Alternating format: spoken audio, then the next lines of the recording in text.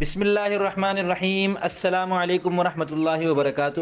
میں محمد اسامہ سرسری الفاظ قرآن کی لغوی، صرفی اور نحوی تحقیق کا سلسلہ جاری ہے۔ اعوذ باللہ من الشیطان الرجیم، بسم اللہ الرحمن الرحیم۔ من الجنۃ والناس، اس آیت میں لفظ من کے اوپر گزشتہ ویڈیو میں بات ہو چکی اور الناس کے بارے میں بھی پہلے بات ہو چکی ہے، تو صرف الجنت کی تحقیق اس ویڈیو میں ہم ملاحظہ کریں گے۔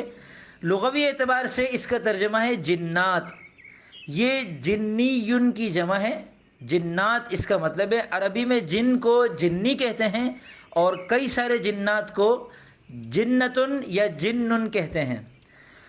صرفی تحقیق کے مطابق مصدر مشتق اور جامد میں سے یہ لفظ جامد ہے، 6 اقسام میں سے ثلاثی مجرد ہے، 7 اقسام میں سے مضاعف ہے، فا کلمہ جیم ہے، عین کلمہ اور لام کلمہ دونوں نون ہیں۔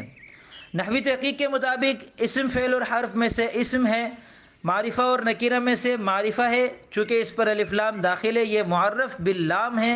مذکر اور مؤنث میں سے یہ لفظ مذکر ہے، اگرچہ اس پہ تا داخل ہے لیکن یہ تا مؤنث کی نہیں ہے بلکہ مبالغے کے لیے آتی ہے۔ اور واحد تثنیہ اور جمع میں سے یہ جمع ہے، جنی اس کا واحد ہے۔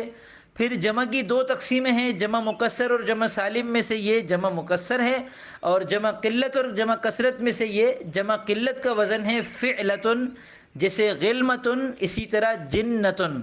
البتہ جمع قلت کا وزن کبھی جمع کثرت کے لیے بھی استعمال ہو جاتا ہے، تو یہاں یہ جمع قلت ہے یا جمع کثرت دونوں احتمال ہو سکتے ہیں، چونکہ من تبعیضیہ بھی ہو سکتا ہے، من بیانیہ بھی ہو سکتا ہے، اور جنات کی تعداد کا علم اللہ تعالیٰ کو ہے۔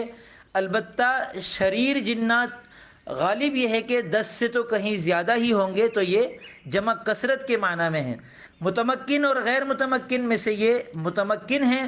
اسماء معمولہ کی 3 قسموں، مرفوعات، منصوبات اور مجرورات میں سے یہ مجرور بحرف جر ہے، اس کے شروع میں من داخل ہے جو کہ حرف جر ہے اور اس کی وجہ سے یہ مجرور ہے۔ تو یہ تھی اس لفظ کی لغوی، صرفی اور نحوی تحقیق۔ امید کرتا ہوں آپ کو یہ سلسلہ پسند آ رہا ہوگا۔ اس سلسلے کے اعتبار سے اور بھی کوئی مفید تجویز اگر آپ کے ذہن میں ہو تو وہ نیچے تبصرہ خانے میں دے سکتے ہیں۔